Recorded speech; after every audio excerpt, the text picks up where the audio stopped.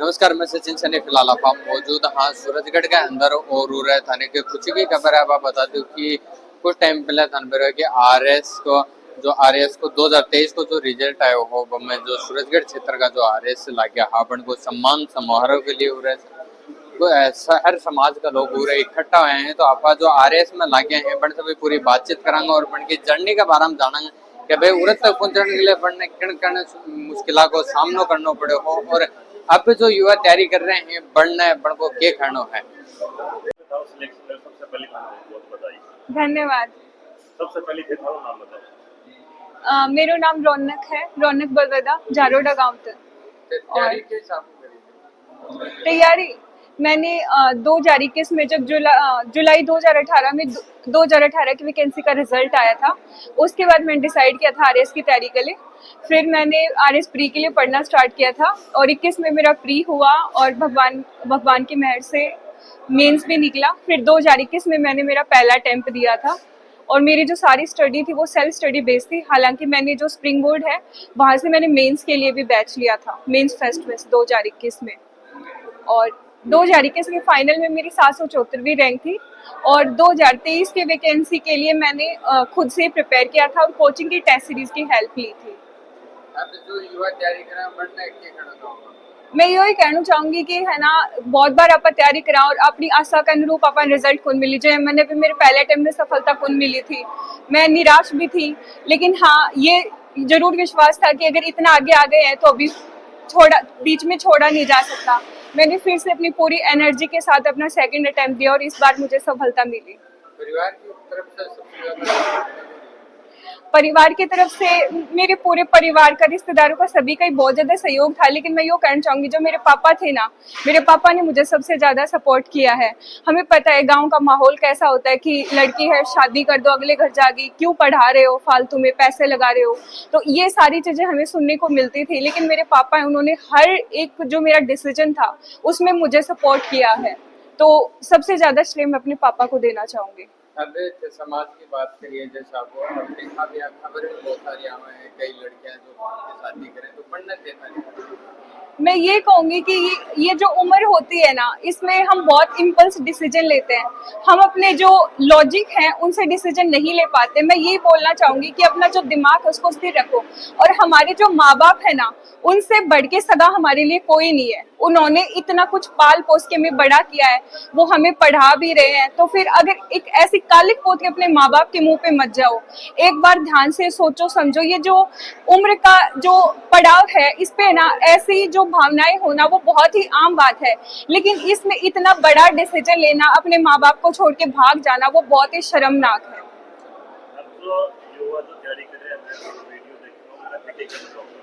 मैं यही बोलना चाहूंगी कि ना, आपने जो भी लक्ष्य निर्धारित किया है वो किसी फील्ड में हो सकता है। अपना जो जीवन है वो व्यर्थ मत कीजिए, क्योंकि कितनी सारी योनियों में भटकने बाद मनुष्य का जीवन मिलता है। तो अपने लिए एक लक्ष्य निर्धारित करो और अपना जो जीवन है ना वो अनुशासन के साथ जियो, और सफलता तो आपको एक ना एक दिन मिल ही जाएगी। बाकी अपने जो जीवन है उसको बेहतर बनाने पे ध्यान दें।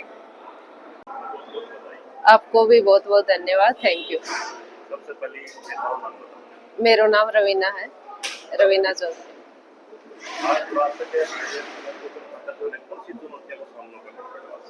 आरएस की सफलता में बहुत ज़्यादा चुनौतियाँ आई, जैसे कि मेरी एजुकेशन है वो साइंस फील्ड से है। असिस्टेंट प्रोफेसर का मेरा सपना था, उसके लिए मैंने एमएससी की मैथमेटिक्स से। उसके बाद कुछ मैं बीमार हो गई थी, उसके बाद मुझे मेरा सपना था उसको लक्ष्य को चेंज करना पड़ा। फिर मैंने फील्ड में आने की कोशिश की तो 2021 में सब इंस्पेक्टर में मेरा चयन हुआ। तो उसके बाद मैं और भी ज़्यादा मोटिवेट हुई। राजस्थान का मेरा पहला ही कंपटीशन एग्जाम था सब इंस्पेक्टर 2021, और उसमें मुझे बहुत अच्छी सफलता मिली। तो उसने मुझे और भी आगे बढ़ने का मोटिवेशन दिया। और फिर मैंने 2023 की भर्ती में मैंने आरएएस के लिए प्रयास किया और प्री मेंस और इंटरव्यू मैंने एक ही बार में क्लियर करके मैं अभी आपके सामने। परिवार के अंदर कोई सरकारी सेवा? परिवार के अंदर सरकारी सेवा में मेरे दादाजी हैं, सब इंस्पेक्टर से रिटायर हैं पुलिस में। मेरी बुआ जी भी पुलिस में हैं और मेरे ननिहाल में भी सब जॉब में है, ननिहाल में आर्मी से हैं। और गांव में मेरे पुलिस में है। नाना जी मेरे सबसे ज्यादा सपोर्ट मेरा नाना नानी का रहा। मेरे नाना जी आर्मी में कैप्टन से रिटायर हैं और मेरे नानी बहुत अनपढ़ हैं, लेकिन उनका जो मोटिवेशन लाइन है कि बेटी एक दिन तेरा जरूर आएगा, तो वो आज आ गया है। और मैं उनको बहुत ही धन्यवाद ज्ञापित करती हूँ कि उनकी जो बातें हैं, उनकी कहानियां हैं, उनके लाइफ स्ट्रगल हैं, उन्होंने मुझे जिंदगी में आगे बढ़ने का हमेशा सहारा दिया है और मैं उनको बहुत बहुत धन्यवाद ज्ञापित करना चाहती हूँ। और इस सफलता में मेरे माता पिता, सभी गुरुजन और सभी का सहयोग सम्मिलित रहा। अभी जो युवा तैयारी करेंगे तो पढ़ने कर रहे हैं पढ़ने के काम उनमें मैं यही कहना चाहूँ कि लगातार अभाव हो सका है, कोई भी सुविधा को अभाव हो सका है, इकोनॉमिक कंडीशन हो सका है, कोई पारिवारिक परिस्थिति यहाँ हो सका है, लेकिन अगर आप सच्चे मन हो कोई भी मंजिल ठान लिया तो उन्हें अगर लगातार सच्चे मन हो प्रयास करा तो एक दिन नहीं तो दूसरे दिन तो आप जरूर अचीव कर सकांगा। अपन तैयारी नहीं छोड़नी चाहिए, अपन अपने प्रयास नहीं छोड़ना चाहिए, एक दिन सफलता जरूर मिलेगी। अभी देखा अपन खबर भी आओ तो जो युवा है जो घर से रास्ता पर चल गए जी, मेरी उन युवा ने यही अपील है कि एक बार उम्र का पड़ाव न देखता, कोई बहुत बड़ा डिसीजन नहीं ले, माता पिता के ऊपर छोड़ दी, ईश्वर के ऊपर छोड़ दी, जो वह करेंगे वो उनकी लाइफ के लिए बेस्ट होएगा। और अपनों और अपने समाज को, देश को, जिले को नाम नहीं खराब करें।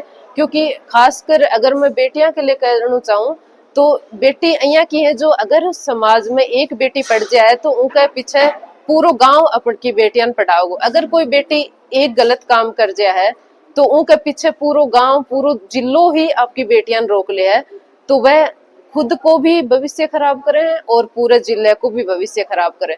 तो मेरी उन खास अपील रहेगी कि एक बार ये यहाँ का जो लाइफ का डिसीजन है, बड़ा डिसीजन है, माँ बाप पे छोड़ देना चाहिए और समाज पर छोड़ देना चाहिए। वह अपने लिए बहुत बेस्ट करेंगे। उन्हें अपन जन्म दियो, अपनी परवरिश की है, तो अपन बहुत ज्यादा भागीदार नहीं बना। ठीक है, धन्यवाद। सबसे पहले थारा नाम बताओ।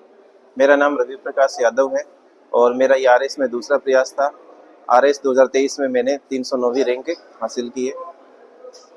तो आज थे पूरा तक पूछा मैंने कौन सी चुनौतियों का सामना करना पड़ा। एक तो देखो आरएस का एग्जाम है, उसमें सबसे पहले तो एग्जाम की जो प्रोसेस है वो बहुत ज़्यादा मतलब स्टेप वाइज है। पहले प्री होता है, फिर मेंस होता है, उसके बाद इंटरव्यू होता है। तो जैसे 2021 के रिजल्ट में मैं मेंस में 2 नंबर से रहा था और उसके बाद एक बार जैसे पहले मैंने आईएएस की भी तैयारी की थी, उसमें भी मैं कई बार 2-2 मार्क्स से रहा था।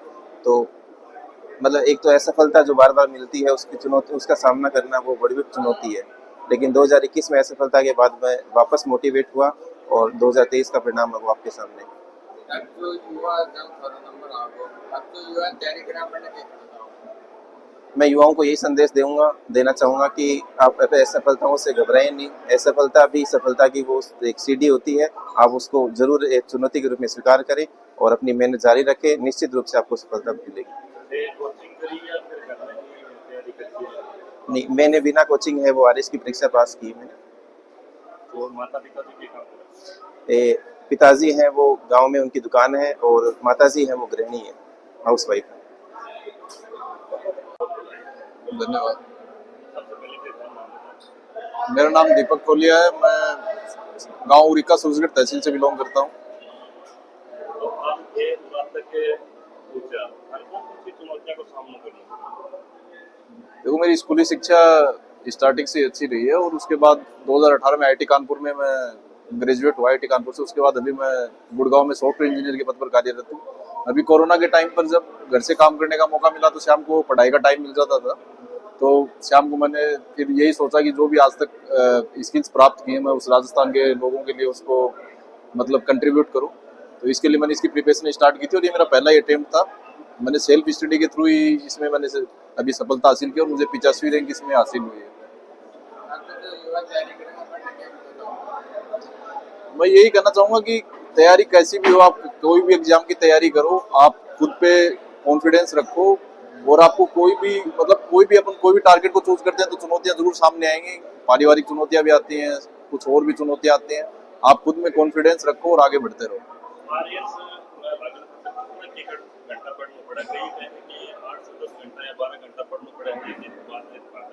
देखो मैं तो जाग तो उतनी देर ही पढ़ता हूँ और वो ये क्योंकि हम कोई सीमा को नहीं पढ़ाएगी, तो जब तक मैंने खुद में कॉन्फिडेंस ना हो तो कि मैं वो एग्जाम पास कर सकूं, तब तक मैं वो चीज ना पढ़ता हूँ।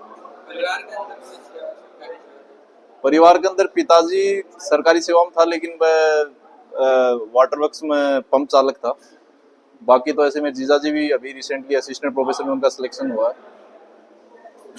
और आपने कितनी देर की पढ़ाई? मैं समय सीमा नहीं मानता था कभी पढ़ाई की, मतलब जब भी अब जॉब करता हूँ तो जब भी समय मिलता उस टाइम ही पढ़ लेता था। आज से पहले भी जॉब करता था?